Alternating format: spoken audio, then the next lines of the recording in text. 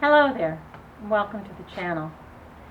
Well, I once again failed to secure an interview for this Saturday, and so I've decided this is what I'm going to do when I fail to secure an interview. I'm going to do a Saturday of John memories, and they'll be a little bit shorter, and they won't really be about teaching, they'll be more about, John.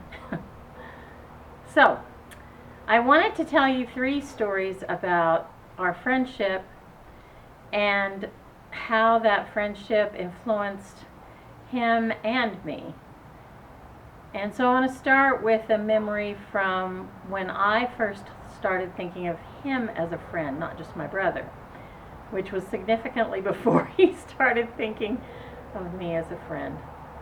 We were living at Jemez up in northern New Mexico in a little place called Cañon, and our house was up the hill from the river, and all of us who lived in that little burg spent a lot of time down by the river walking and hiking and swimming, that kind of thing. And I was a teenager, and my brother had arrived, John had arrived at the house for a visit when I was down by the river. And so I came walking up the hill, and I could hear the stereo inside our house. We had one of those TVs with the stereo in the top. Nobody has those anymore. I feel sorry for kids that don't have those. They were kind of cool. The entertainment center. Anyway, he was playing Billy Joel, an album called Piano Man. And of course, I'd never heard Billy Joel, and the song that was playing that I could hear even outside the house as I was walking up to it was called Worst Comes to Worst.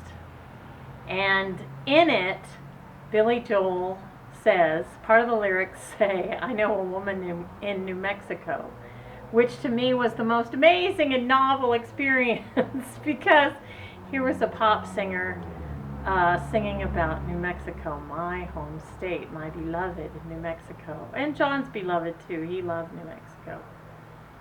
And what's funny about the song, the album was called Piano Man, but the song starts out without the piano. It's when the bridge comes that hammer of his right hand, of Billy Joel's right hand, comes down into the song and really lays down a lick. I loved it, and there was a naughty word in there. I'll let you go look it up to figure out which one was the naughty word, but it was it was kind of a danceable tune. It was very pop, and I loved it. And John brought Billy Joel home. John was often doing that. My musical tastes were very much influenced by my older brothers and eventually by my younger brother too. My brothers were very good at shopping in the world of entertainment and bringing home wonderful things, and I benefited from that, and I definitely benefited from that song that John had playing on the stereo way too loud. The sound you're hearing in the background is cars and the cats playing with something.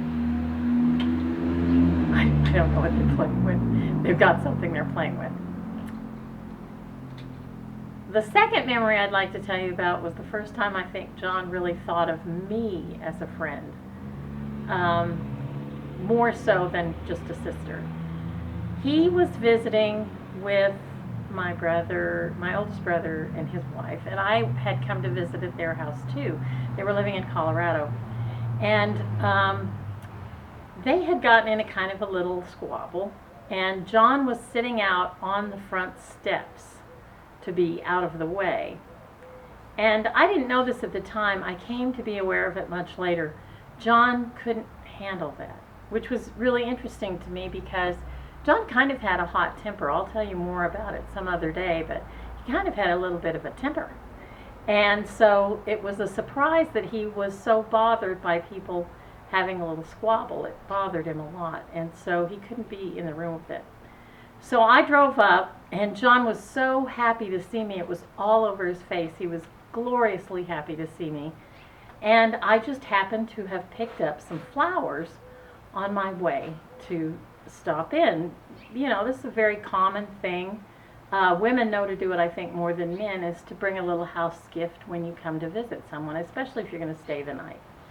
And so I brought a bouquet of flowers, and John was like, "Oh, that's great, that's wonderful." And so we went in together, and everything was fine. It had just been a little squabble, but John was so happy to see me and so encouraging to me. And I've got to tell you, when John encouraged a person, that person really felt encouraged. He had a gift for that. And so that was the time that I first knew he saw me as a friend, not just a sister. And then the third story is about Matilda.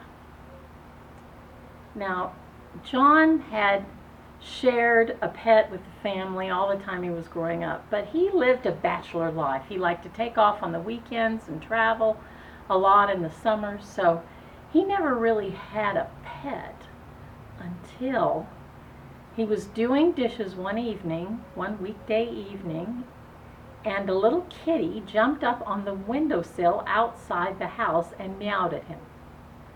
A little silver kitty with bright blue eyes. And she basically was demanding to be brought inside.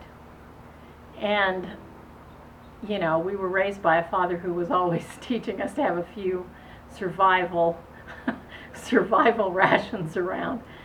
Vienna sausages and tuna. None of us do the Vienna sausages anymore, but I think we all do keep a little bit of tuna in the pantry just in case.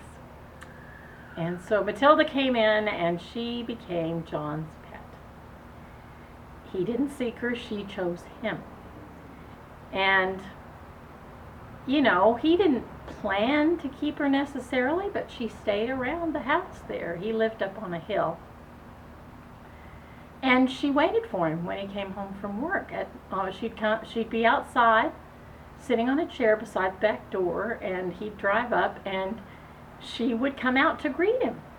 And now I've had a cat like this. I had a cat when I was a little girl who would talk to me. I'd be walking home from school, and she'd meet me, and we'd walk back, and she'd be meowing the whole time. Meow, meow, meow, meow, meow. And it felt just like somebody telling you about their day. And that's what Matilda did with John. And he would walk around the property there, and she would go with him and talk to him. And so he went ahead and considered her his pet. And I believe he had her fixed, and he had her immunized for rabies. And she grew into a good cat. She was a grown kitty. And one day John said to me, how long will a cat live? And I said, well, I think they can live up to about 20 years. I had a cat at the time. I'd had a cat for a while at the time of my own, named Cinder, who I just adored. So I could tell that John really cared about this little pet of his. He'd made a place for her in his heart. But Matilda was not destined to stay that long. She got kitty distemper, which that wasn't a common immunization that kitties got at that time, and she got it, and it killed her. And he tried everything to try to save her. He took her all the way to Albuquerque to vets there, and to no avail. She didn't survive. And it was hard on John. He grieved that little pet. And he talked to me about it. He said he was surprised at how intense the feeling was in losing her. That she was just a little cat, and why was he, a grown man, weeping over this little pet? But, you see, Matilda was an important part of his life in another way. He had made room for her in his heart. And he had discovered that though he loved the bachelor life, and he did, he liked traveling, he liked being a single man and being free to roam where he wanted.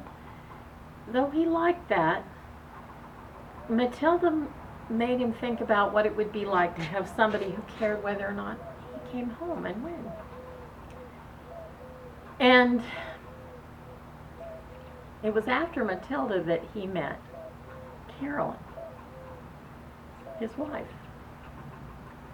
And here he was, a man who had no family of his own, who in his late 40s met and married and had her family enter his life, and he was able to have, like many Americans don't have, a second act that was really big and beautiful and made him very happy. I think Carolyn and he had a beautiful and happy marriage, and he loved her family too, just as she loves us.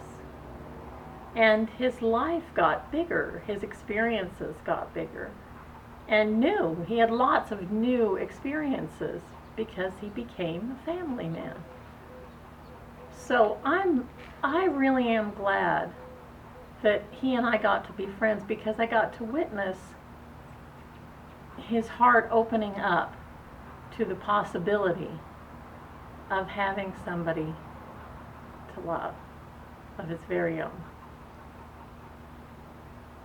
That's it for today. I hope you see me again, you gorgeous people.